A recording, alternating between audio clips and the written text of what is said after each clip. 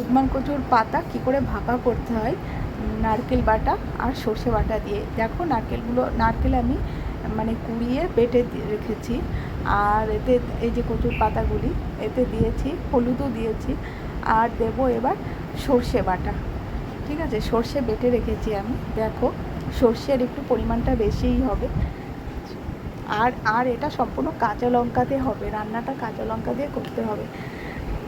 সর্ষে দিয়ে আর নারকেল দিয়ে আমি বেটে দিয়েছি, আর সর্ষে বাটা এই যে দিচ্ছি, আর এতে লাগবে হচ্ছে কাঁচা তেল, কাঁচা সর্ষের তেল দিয়ে এটা হাতে মাখতে হবে, চামচ দিয়ে না। চামচ দিয়ে যদি মাখানো হয় তাহলে মশলাটা সব ঢুকবে না। হাত দিয়ে ভালো করে চটকে মাখতে হবে। তারপর কড়াইটা গরম করে কড়াইয়ে সব আমরা দিয়ে দেবো এগুলো, দিয়ে একটা থালা দিয়ে ঢেকে দিতে হবে। আর কটা চিংড়ি মাছ দিলে ভালো হয়। আর এতে আমি আরও দিয়েছি, চিংড়ি মাছ দিয়েছি ছোট ছোট করে কেটে, আর এতে দেব কাঁঠালের দানাও আমি ছোট ছোট করে কেটে দিয়েছি। দেখো তেলটা কম হয়ে গেছে, তাই আর একটু তেল দেব, দিয়ে একটা থালা দিয়ে ঢেকে দিতে হবে।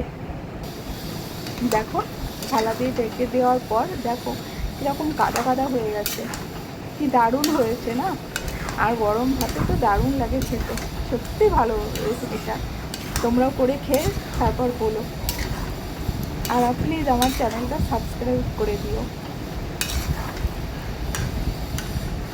যদি তোমাদের খেয়ে ভালো লাগে। অবশ্যই আমাকে কমেন্ট করে বলো। দারুণ লাগে খেতে গরম ভাতে, ও দারুণ। দেখো কেমন মিশে গেছে।